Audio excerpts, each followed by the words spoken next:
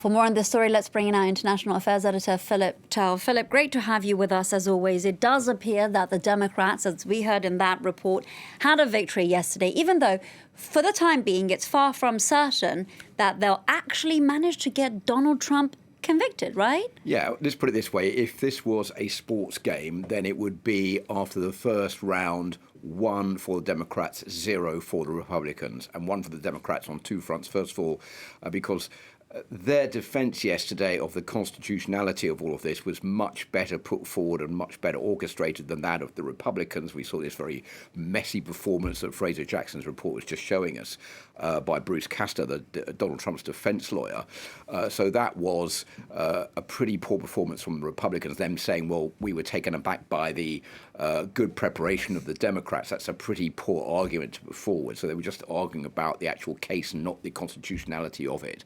Second point is that another Republican has flipped over to join with the Democrats to push forward with this case to say, yes, it is constitutional and therefore that Donald Trump can be tried and eventually convicted. So that's one more Republican sliding over to the Democrats. And you have to remember last time during the impeachment this time last year, there was only one Republican who voted with the Democrats, and that was Mitt Romney. So it's already looking less good for Donald Trump this time round. But you're absolutely right. When it comes to the final outcome, then it's going to be 1 for the Republicans, 0 for the Democrats. For the moment, it looks as though the Republicans are going to get Donald Trump acquitted because not enough Republicans, 17 are needed, are going to want to jump ship to vote with the Democrats to get Donald Trump convicted and eventually barred from holding office again.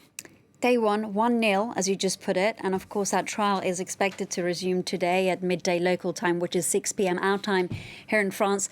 Philip, what's on the menu? So more arguments this afternoon. There are going to be 16 hours each for the Republicans and for the Democrats, where they are going to talk about what they see as the outcome of this trial, why they're in favour of it on the Democrat side, why they're against it on the Republican side.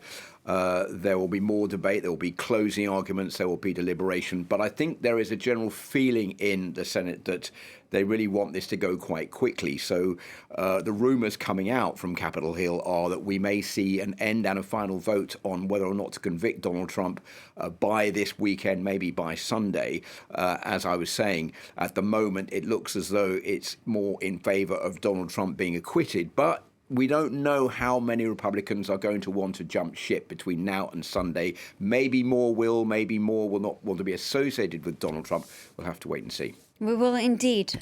So potentially results by the end of this week or weekend. Philip Turle, thank you so much for that analysis.